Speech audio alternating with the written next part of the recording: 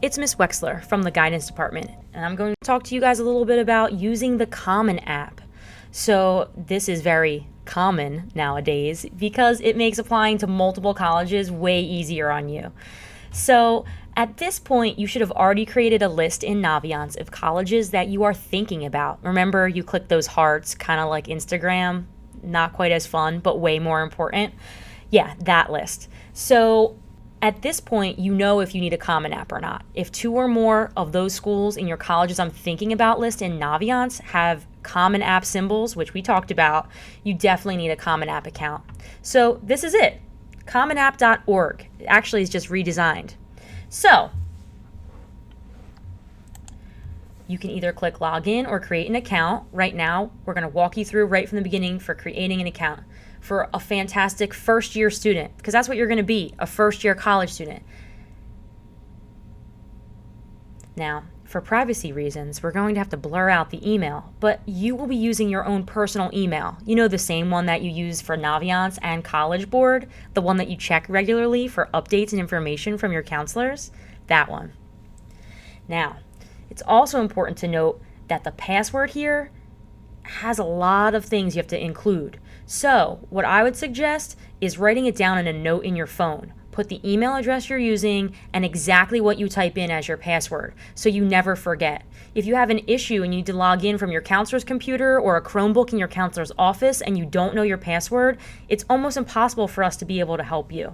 So, keep track of all of your passwords. You're going to have a lot of them.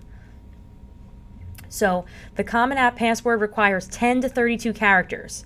At least 1 uppercase, 1 lowercase, 1 number, 1 special character, and no spaces. Jeez.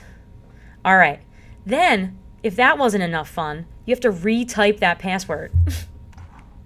You know, to authenticate it.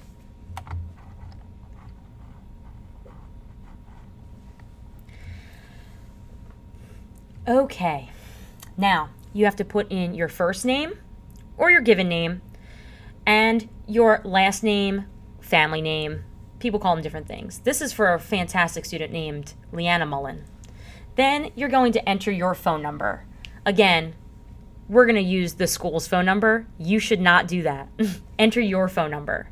And then we're going to you need to put in your date of birth. So you can type it in, you can use the calendar feature to the right to do it, but get your birthday in there and make sure it's correct. You click add address, you start typing in your address. Again, we're using the school's address for privacy. You're going to put your real one in there, and oh my gosh, it will pop up. You hit continue, and it's automatically in there. No, you are not in the European Union country, Iceland, Liechtenstein, Norway, Switzerland, or the United Kingdom. And if everything goes according to plan, you put your graduation year and check the bottom box and whatever other boxes you'd like, and boom, you have an account.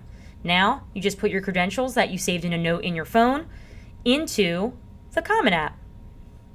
Again, blurring it out. Enter that long password.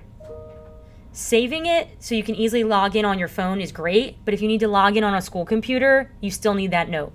And now here it is, Leanna's Common App. The email's up there. Now we're going to go through some of the tabs. So let's start with college search. We're going to make sure those colleges that were in our colleges I'm thinking about list that had the Common App icon, that we add them to our Common App. So we're going to take a few minutes here, and it's as easy as typing in the name of the school and hitting the plus button. The green check means it's been added to your list. Oh, I can't spell. There we go. All right. So, Montclair. It's a New Jersey school, not Common App, which remember, if you just had your tab open for Naviance, you would know that. And, of course, Rutgers, not a Common App school. Okay, moving forward. Here's one, Duke. The one in North Carolina. That's important. And, of course, Stockton. You add whatever schools you want. Now let's look at the My Colleges tab. Here are all those schools that we added. And when you click down on each one, it shows you information about the colleges as well as some other things. So, here is the Common App tab. This is where you're going to fill out all of your information. It does take some time. So make sure that you answer all of these questions. And when you complete a section, it will have a green check next to it. This is very important because all of the checks have to be completed in order for you to submit the Common App. Obviously, for this demo, we're not going to fill out all of this information. That's okay. We're just going to highlight some things that are important. But you need to make sure all the sections have green check marks.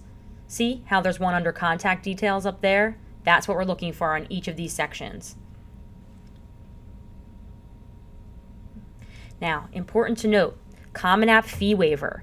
If you are eligible for free and reduced lunch and or you've received an SAT or ACT fee waiver, you want to check yes here because that will entitle you to free college application waivers.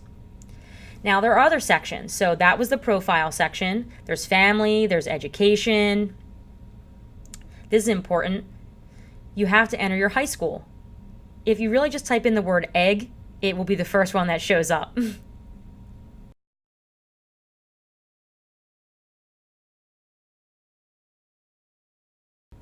Great. When did you start? If you started here freshman year, it was September, and then you figure out the year. For this class, it was September 2016. No, it's not a boarding school, and the plan is that you will graduate from here. And then you put in the date of graduation. For this year, it's June of 2020. And if you had no change in your high school progression, you're just going to put no change.